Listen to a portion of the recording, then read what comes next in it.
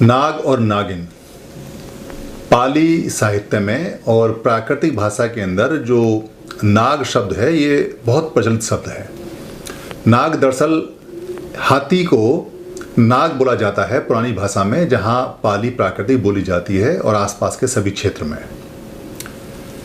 नाग का जो दूसरा अर्थ है या दूसरा मीनिंग है, मतलब है, वह जो नागवंश होता है, यानी जिसमें व्यक्ति पुरुष महिला या नागकुल या नागवंश या नाग राजा होते हैं, जहाँ लोग रहते हैं जो श्रेष्ठ लोग हैं, अच्छे लोग हैं, उनको नाग कहा जाता है। और जो हाथी की सूंड की तरह बेल होती हैं या हाथी की सूंड की तरह कोई पौधा होता है, उसको भी नाग बोला जाता है। बहुत बाद में जब भाषा पाली संस्कृत की गई और बहुत बाद में ये चलन हुआ कि सप्प को भी नाग कहने लगे। दरअसल सप्प का जो मतलब है पाली में वो है सरकना और जाना, यानी सरक सरक के जाना वाला कोई भी चीज़ होती है उसको सप्प बोलते हैं। अधिकतर उस समय जो सांप जाते थे, स्नेक जाते थे, तो उनको सप्प और सांप दोनों पड़ गया। सांप और सर्प जो बोला जाता है ये सांस्कृतिक भाषा में है, क्योंकि संस्कृत भाषा के अंदर जो चांद बिंदु होता है आँख के ऊपर लगता है और जो आधा रे लगता है वो पाली में नहीं होता, इसलिए सप्प का बाद में सर्प और सांप बन गया आज की डेट में। मगर नाग शब्द इतना प्रचलित है और इतना प्रमुख है नाग शब्द के नाग जो लोग थे, जब उन्होंने अपनी राज खोया और अपनी ख्याति खोई और नागवंश जब डिस्ट्रॉय हो गए, ख़त्म हो गए, मगर नागों की जो निशानियां हैं, नागों के जो राजाओं के जो चिन्ह हैं और जो नाग भाषा और जो पाली भाषा और जो नाग शहर और गांव थे वो नहीं बदल पाए। इसलिए उनका इतिहास ऐसा का ऐसा सुरक्षित रहा, खास तौर से पाली भाषा के अंदर। थोड़ा सा अगर ध्यान लगाएंगे और थोड़ा सा भी अगर देखेंगे तो आपको नागों की पूरी हिस्ट्री मिल जाएगी जो अनंतनाग से चलती है। कहते हैं कि अनंतनाग में जो राज था पूरा जो जम्मू कश्मीर के अंदर है, वहाँ से 12 नाग राजा निकले हैं। जो एक शेष नाग या वासुकी नाग या बहुत सारे जो नाग राजा हैं उनके आते हैं, नाम आपको इंटरनेट पे मिल जाएंगे। ये जो नागवंश चला आ रहा है, नागवंश क्योंकि मुस्लिंद एक नाग राजा था और मुस्लिंद ने जब भगवान बुद्ध ने विपश्यना की, तपस्या की, तो उसने उनको छत्र छाया दी और वो तूफान से और जो वहाँ वर्षा हो रही थी, बारिश हो रही थी, उससे उनको शेल्टर दी और बचाया। मुस्लिंद का यहाँ रोल रहा है। और आपने फ़ोटो भी देखी होगी जिसमें 5 मुंह वाला जो नाग है वो भगवान बुद्ध की बारिश से रक्षा कर रहा है। इसका जो प्रतीक चिन्ह है वो यही है कि मुस्लिंद राजा जो 5 सील मानते थे वो उनकी रक्षा करने के लिए पूरी तरह से तैयार थे, उन्होंने उनकी रक्षा भी की। अगर हम हाथी की बात करते हैं, जब नाग का मतलब हाथी होता है तो नागवन जो होता है जिसमें हाथी रहते हैं उसको नागवन बोलते हैं। नागदंत का मतलब है कि नाग की हड्डी यानी दांत से बनी हुई जो खुंटी है उसको नागदंत बोला जाता है। नागदीप, नागबल और नागबला। नागदीप का मतलब है जहाँ नाग रहते हैं, ये जाफना को बोला जाता है। जो सिंहल द्वीप है जो आज का श्रीलंका है या सीलोन है, उसका जो उत्तरी भाग है उसको जाफना बोलते हैं। वहाँ बहुत हाथी पाए जाते थे, इसलिए उसको नागदीप बोलते हैं। नागबल का मतलब है जिसमें हाथियों जैसा बल हो, और नागबला का मतलब है जिसकी सूंड जो लता इतनी मोटी और तगड़ी है, जो बेल है जो हाथियों की सूंड की तरह मजबूत है, उसको नागबला बोला जाता था।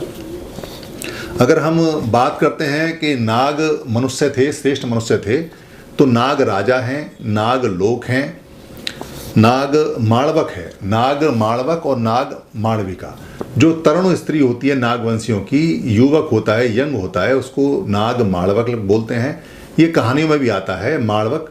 और जो माणविका होती है नाग माणविका, यानी नागवंशियों की, नाग राजाओं के परिवारों में जो तरुणी होती है, जो नवयुवती होती है, उसको नाग माणविका कहते हैं। एक बहुत प्रचलित शब्द है अगर आप ध्यान देखें, क्योंकि नाग चारों तरफ बिखरा हुआ है। जहाँ जहाँ नाग रहते थे उस जगह का नाम था नगर, और इस नगर से ही नागरिकता बना है और इस नगर से ही विमान नागरन बना है। जो हम नागरिकता बोलते हैं या नाग शहर बोलते हैं या नगर बोलते हैं, वो इसी नाग से बना हुआ है। यानी नाग लोग जहाँ रहते थे उसको नगर बोलते हैं। ये इस बात से सिद्ध होता है कि भारत में चारों तरफ चूंकि नगर ही नगर बिखरे हुए हैं, तो वहाँ जो लोग रहने वाले हैं वो सारे सारे नाग लोग हैं, इसलिए उसको नगर बोलते हैं। नगर से ही नगर पालिका बना है। और जो नाग है, यानी जो नाग है उसके बहुत सारे चिन्ह मिलते हैं, जो शहर मिलते हैं, जैसे नागलोई है, नागपुर है, नागालैंड है, नंगला है, नागल है, नागौर है, नागापट्टम है, नागपुरम, नागरकोइल, नागापट्टी, नागर हवेली, अनंतनाग और नागालैंड नाम का तो एक राज्य है ही जो आप सब जानते हैं। नागों की एक भाषा भी है, यानी लिपि भी है, जो जिसको देवनागरी बोलते हैं। देवनागरी का मतलब है ऐसा कोई नाग है जो पंचशील को जानता था, देव था, और रू माने होता है जो आवाज़ आती है, जिसको हम आवाज़ शुरू में जो बच्चा करता है, अटरिंग करता है, उसको रू बोलते हैं। तो देवनागरी नागों की ही लिपि है जो उन्होंने बनाई है। और नागों के अगर नाम लिए जाएं, क्योंकि नाग से संबंधित जो लोग नाम रखते थे, तो उसमें नाग मुनि है, नाग इद्द है, नाग ईसी है जिसको नागेश्वर बोलते हैं या नाग मुनि बोलते हैं या नागमणि, नेगी है, नागमुनि है, शेषनाग, नागार्जुन है, नागदेव है, नागसेन थेर है। ये सारे के सारे जो नाम हैं, ये सारे के सारे नाम उसमें आते हैं। और अगर हम फेस्टिवल की बात करें तो नाग पंचशीलंग यानी नाग पंचमी जो है वो बहुत प्रमुख है नागाओं का, जहाँ वो पंचशील का उत्सव मनाते थे। इसको नाग पंचशीलंग बोलते हैं या नाग पंचमी बोलते हैं, जहाँ नाग लोग सारे के सारे बनाते हैं। एक बात बहुत ध्यान देने की है कि सांप कभी भी दूध नहीं पीता, मगर नाग पीता है। नाग जो मनुष्य है वो दूध पीता है, इसलिए लोग नाग को दूध पिलाते थे ताकि वो बलिष्ठ रहें। सांप दूध नहीं पीता, क्योंकि रेप्टाइल जो होते हैं, जो सरकने वाले जीव होते हैं, अगर वो दूध पिएंगे तो वो मर जाएंगे, उनके अंदर एंजाइम नहीं होते। इसलिए नाग को दूध पिलाया जाता है। जो नाग पंचमी में नाग को दूध पिलाया जाता है, वो नाग जो लोग हैं उनको पिलाया जाता है, सांपों को नहीं पिलाया जाता। सांप नहीं पीते, सांप से कोई लेना देना नागों का नहीं है। ये नागों का एक फेस्टिवल रहा है जहाँ नाग लोग अपना पूरा एक्सरसाइज करते थे और उनको दूध पिलाया जाता था। नाग इच्छाधारी भी होते हैं। सांप कोई इच्छाधारी नहीं होते, क्योंकि सांप तो एक रेप्टाइल है, एक सरकने वाला जीव है, मगर नाग जो होते हैं वो इच्छाधारी होते हैं। आपने नाग और नागिन दोनों सुना है, क्योंकि एक परिवार के अंदर श्रेष्ठ पुरुष भी होते हैं और श्रेष्ठ महिला भी होती हैं। सेठी महिला और सेठी पुरुष भी होते हैं, इसलिए नाग और नागिन दोनों साथ चलते हैं, जोड़े में चलते हैं। मगर सांप कभी जोड़े में नहीं चलते, क्योंकि सांप अलग होता है। आपने सांप सुना होगा, मगर सांप को नागिन से जोड़ दिया है। कहते हैं पिक्चर आती है तो उसमें सांप दिखाया जाता है, वो नागिन की तरह होता है, जबकि ये क्या होता है, नाग और नागिन होते हैं और ये इच्छाधारी होते हैं। इच्छाधारी का मतलब है कि ये अपनी इच्छाओं को अधिकार रखते हैं, अपनी इच्छाओं पर कंट्रोल रखते हैं, अपनी इच्छाओं पर अधिकार रखते हैं, इसलिए इनको इच्छाधारी नाग और इच्छाधारी नागिन बोला जाता है।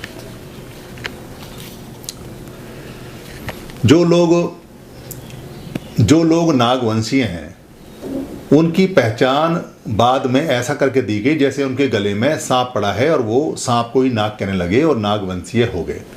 मगर जो नाग है और जो नागिन है, उसकी एक कहावत बड़ी मशहूर है, चाहे तो ये किदवंती है, कि वो अपने दुश्मन को कभी नहीं भूलता।